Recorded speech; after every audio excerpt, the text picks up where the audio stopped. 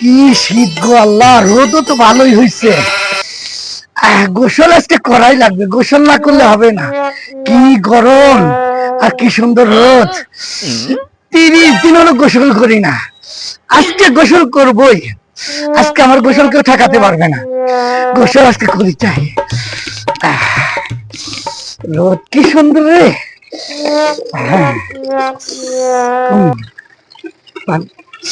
বাবা রে,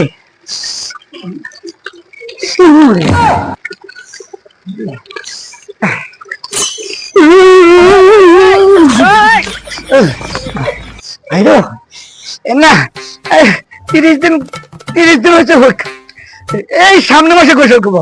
কি বলেন আপনারা? ওকে।